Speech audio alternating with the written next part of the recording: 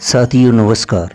मित्रों, कठोपनिषद अध्याय 1 बल्ली 3 मंत्र 3 में कहते हैं, जीव आत्मा परमात्मा से बिछड़ा हुआ है। अनंत काल से वह अनवर्त संसार रूपी बिहड़ वन में इधर उधर सुख की खोज में भटक रहा है।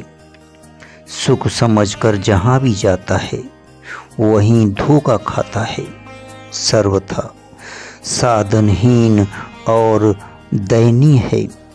जब तक वह परम सुख स्वरूप परमात्मा के समीप नहीं पहुँच जाता, तब तक उसे सुख शांति कभी नहीं मिल सकती। उसकी इस दयनीय दशा को देखकर दयामय परमात्मा ने उसे मानव शरीर रूपी सुंदर सर्व साधन संपन्न रथ दिया। साथियों, इंद्रिय रूप बलवान घोड़े दिए हैं।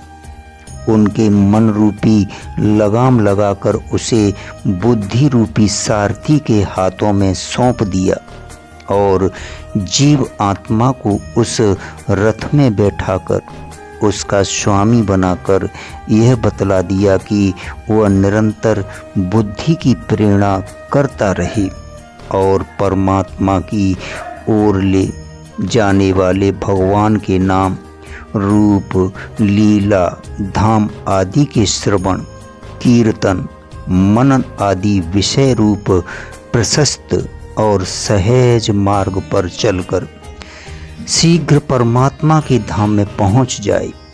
साथियों, जीव आत्मा यदि ऐसा करता तो वह शीघ्र ही परमात्मा तक पहुंच जाता, परंतु वह अपने परम आनंदमय भगवत प्राप्ति रूप इस महान लक्ष्य को मोह बस भूल गया। उसने बुद्धि को प्रेरणा देना बंद कर दिया, जिससे बुद्धि रूपी सारथी असावधान हो गया। उसने मन रूपी लगाम को इंद्रिय रूपी दुष्ट घोड़े को इच्छा पर छोड़ दिया, परंतु परिणाम यह हुआ कि जीव आत्मा विषय प्रवण इंद्रियों के अधीन होकर सतत संसार चक्र में डालने वाले लौकिक शब्द, स्पर्श आदि विषयों में भटकने लगा।